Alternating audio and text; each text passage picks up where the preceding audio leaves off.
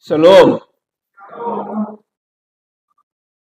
Syukur kepada Tuhan, penyertaan, kasih karunia Tuhan mengantar kita sampai pada hari Tuhan yang berbahagia ini.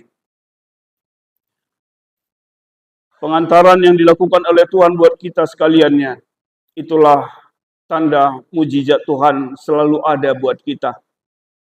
Kita tidak melihat Tuhan, tapi boleh merasakan kebaikan dan berkat-berkat Tuhan bagi kita.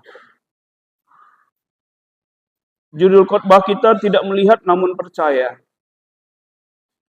Saudara, mungkin kita pernah atau sering ya, kalau saya membayar sesuatu makanan, saya berikan uang dan dia mengembalikannya, saya terima, nggak saya lihat, langsung saya masukkan kantong. Karena aku percaya bahwa dia nggak mau bohong. Ya. Mungkin kita ada begitu, kecuali kalau ibu-ibu ya, itu jelas sekali lihatnya harga, apalagi harga 50 uangnya, harus ada dilihatnya harga 20 baru tenang dia. Pulang kalau ada pembayaran 11.000. Tapi banyak juga kita begitu ya, kita terima aja kantongi. Lalu ibu bilang, berapa tadi uang makan mie kita? Nggak tahulah, pokoknya makannya aja lah di situ. Ya. Kita tidak melihat berapa jumlahnya lagi, tapi kita percaya. Memang itu bukan iman, itu nggak iman. Hanya ya kita percaya dia orang jujur kok. Ya walaupun mungkin nanti salah-salah, bisa jadi sial kita nggak sesuai jumlah pengembaliannya. Tapi ini berbicara soal iman, tidak melihat namun percaya.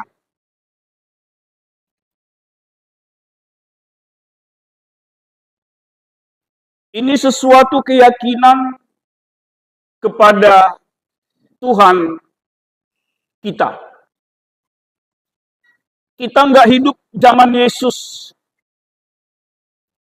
Dan seorang pun manusia tidak melihat bumi dan alam ini diciptakan.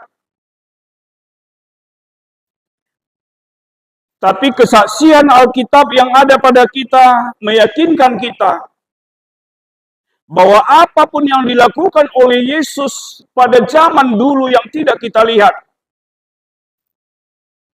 kita mau tetap meyakini kuasa Tuhan. Sebab dahulu, sekarang, dan selama-lamanya kuasa Tuhan tetap ada dalam hidup kita.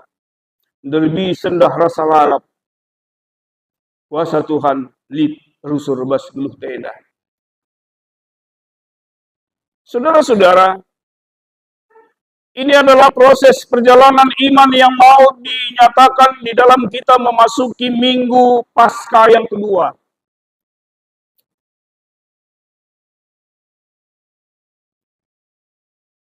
Ada kejadian di dalam pembacaan ini yang dialami oleh para murid. Mereka mengalami stres dan trauma, sehingga mereka harus mengurung diri, nggak berani dilihat orang, takut dituduh murid-murid Yesus, takut ditangkap. Jadi mereka mungkin sudah stres berat atau trauma ya. Nah, kalau dalam istilah psikologinya ada PTSD namanya. Ya, itu artinya istilahnya itu ada gangguan stres pasca trauma. Mungkin kita yang pernah jatuh naik sepeda motor,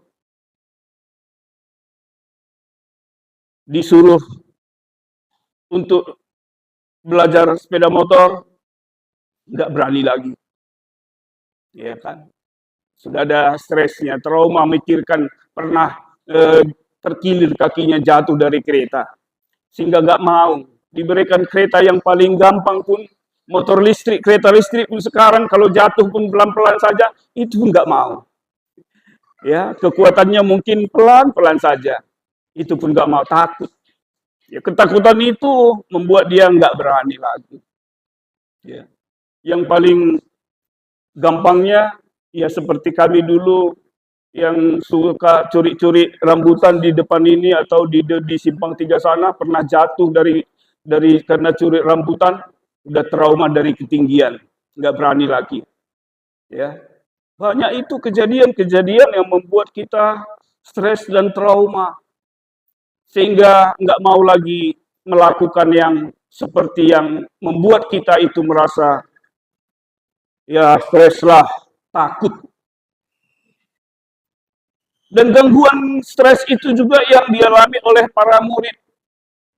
Mereka stres berat, trauma, sehingga mereka harus mengurung diri. Mereka menutup diri, nggak berani dilihat orang. Karena apa? Yesus Kristus yang mereka agungkan, yang mereka percaya, yang mereka banggakan, yang mereka mau menganggap bahwa Kristus akan menjadi Mesias, penyelamat dunia ini. Tapi kejadiannya ketika beberapa hari kemudian, sebelumnya, banyak orang menyambut Hosana, pujilah Tuhan. Banyak yang menyambut ketika masuk Yerusalem, mengelukan Yesus. Kemudian rupanya dicaci maki lagi, diejek lagi. Kejadian selanjutnya lagi, rupanya Tuhan Yesus itu harus disalib seperti seorang penjahat dan mati. Sepertinya kepada murid-muridnya sudah nggak ada harapan lagi. Yang mereka yakini, yang mereka percayai, yang mereka temani sepanjang hidup pelayanan Tuhan Yesus, mati, disalibkan seperti seorang penjahat. Ngeri, ngeri ya. Betapa ngeri perasaan murid-murid. Membuat itu setelah Yesus mati, mereka bertambah takut. Jangan-jangan kita juga nanti disalib. Atau jangan-jangan apa. Nggak tahu lagi lah. Itulah yang menghantui pemikiran murid-murid. Sehingga mereka harus mengurung dirinya dalam rumah. Pintu terkunci rapat. Tidak ada celah untuk orang bisa masuk. Kalaupun ada orang menotok pintu, harus diintip dulu siapa ya. Tukang kredit atau tukang apa.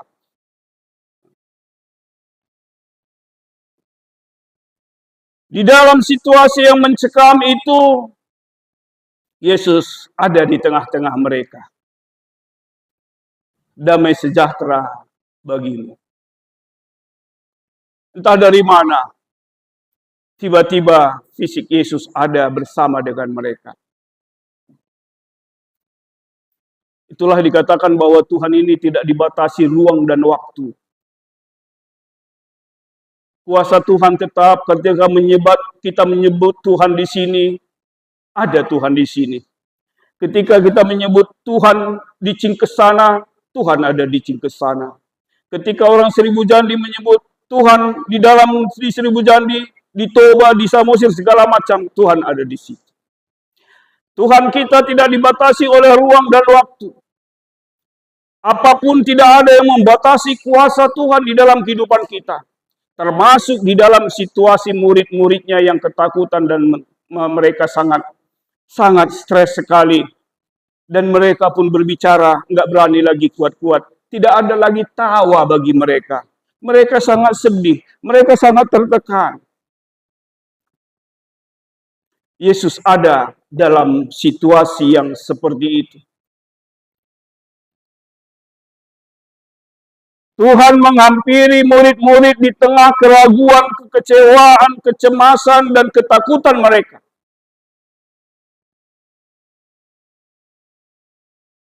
Inilah yang dilakukan oleh Tuhan Yesus di dalam kehidupan murid-muridnya. Tuhan datang untuk meyakinkan murid-murid bahwa Dia benar Tuhan yang berkuasa. Sehingga kematian yang mengerikan itu pun kalah oleh kuasa Tuhan. Yesus mau menunjukkan kepada murid-murid, aku bangkit, percayalah. Saudara-saudara, murid sangat bersuka cita. Di tengah kesesakan hati mereka, ada sinar kebahagiaan. Mereka bisa melihat Yesus. Saudara-saudara, saat itu Yesus menampakkan dirinya. Nggak ada seorang murid yang bernama Didimus atau Thomas itu di antara mereka. Dan murid-murid sudah bercerita semua, kami sudah melihat Tuhan. Dan ini diceritakan juga kepada Thomas. Thomas, kami sudah melihat Tuhan. Lalu Thomas katakan ucapan terkenal. Enggak. Kalau orang sekolah bilang enggak percaya aku itu. Enggak percaya aku itu, enggak percaya aku itu. Sebelum aku masukkan jariku ke bekas lukanya. Rupanya trauma dan stres ini juga meninggalkan luka lama yang terus ya. Enggak cepat rupanya sembuhnya kalau ada luka batin, luka lama di dalam hidup kita ini. Bukan Thomas enggak percaya kepada Yesus. Percaya, tapi karena masih adanya di sini. Di hatinya ini ketakutan. Dia enggak mau lagi di PHP. Dia tidak mau lagi. Kalau enggak aku lihat, enggak percaya. Bukan dia enggak percaya kepada Yesus. Percayanya dia. Hanya luka hatinya ini. Kesesakannya itu. Ketakutannya itu enggak akan terobati oleh apapun kecuali kalau tidak melihat secara langsung. Saudara-saudara, demikian yang dialami, yang dikatakan Thomas kepada teman-temannya. 8 hari kemudian pasca Yesus menampakkan diri murid-muridnya. Saat itu murid-murid berkumpul di rumah yang sama. Mereka juga saling menceritakan Yesus kita sudah bangkit. Haleluya. Yesus kita sudah mengalahkan kuasa maut. Tapi Thomas tetap ada. Nggak ada itu. Kalau nggak kulihat, nggak yakin aku. Saat itu juga di ruang yang tertutup, Yesus menampakkan diri. Thomas, marilah. Rupanya Yesus tahu apa yang dicakapkan, yang tidak. Yesus ada di situ. Marilah, cuculah bekas luka ini di lambungku, di kakiku. Tuhan Yesus ingin menunjukkan suatu kepastian kepada murid-muridnya supaya jangan ragu lagi. Yesus yang sudah bangkit pada hari Paskah, pada hari Minggu, ingin dibuktikan Tuhan Yesus kepada kita semuanya bahwa kita menyembah Yesus yang hidup, bukan Tuhan yang mati. Kita percaya menyembah Tuhan yang hidup. Itulah iman kekristenan kita. Kita nggak percaya menyembah Tuhan yang mati-mati. Tapi Kristus yang hidup itu, itulah Paskah kemenangan itu yang diberikannya kepada kita. Untuk apa? Saudara-saudaraku, ketika Yesus selalu muncul di tengah murid-muridnya, dia selalu mengatakan damai sejahtera. Suatu sapaan yang membuat hidup kita lebih bersinar, ada lebih lagi kehidupan. Damai sejahtera bagimu. Saudara-saudara, murid-murid sebelum berjumpa dengan Tuhan Yesus kehilangan damai sejahtera itu. Karena menghantuinya hanya ketakutan, menghantui mereka hanya kecemasan, menghantui mereka hanya ya gimana nanti, bagaimana cerita selanjutnya. Mereka selalu dihantui oleh perasaan itu, sehingga kehilangan damai sejahtera. Tapi ingatlah, damai sejahtera juga yang diberikan oleh Allah buat kita, itu tidak akan kita ketemukan di luar dari Tuhan Yesus Kristus. Jangan kamu pikir damai sejahtera kau alami karena engkau banyak mobil, karena engkau banyak luas sawahmu, karena engkau banyak pekerjaanmu, bagus kedudukanmu, karena engkau punya pasien, punya langganan yang banyak, kau mengatakan damai sejahtera. Ya, boleh memberikan kebahagiaan, tapi itu adalah untuk dunia ini. Itu masih kebahagiaan semu. Sebab nggak selalu kita beruntungkan, besok mungkin rugi. Hilang lagi damai sejahteranya. Besok pangkat kita bagus, kedudukan kita bagus, rupanya non-job. Stres lah. Dulu kita sehat-sehat, kuat-kuat. Apapun yang kita lakukan boleh. Tiba-tiba datang penyakit. Sehingga kita harus pakai tongkat dan harus didorong-dorong baru bisa pindah tempat.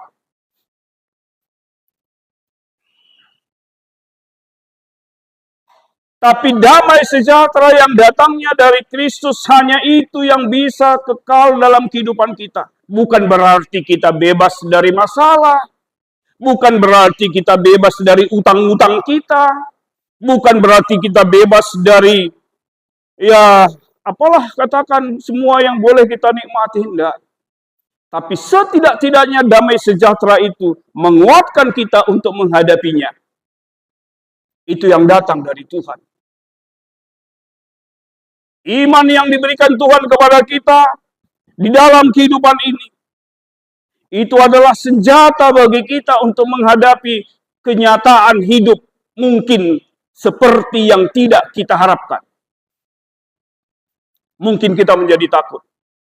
Tapi sapaan Yesus Kristus, damai sejahtera aku berikan kepadamu, itu memberikan suatu kekuatan kepada kita. Walaupun luka, walaupun takut, walaupun ngeri masih ada dalam kehidupan kita, setidak-tidaknya kuasa Tuhan menentukan ada selalu bersama dengan kita. Saudara-saudaraku yang diberkati oleh Tuhan, damai sejahtera yang diberikan oleh Tuhan mengatasi kemelut, mengatasi ketakutan itu. Damai sejahtera di keluarga kita, di gereja kita, ya.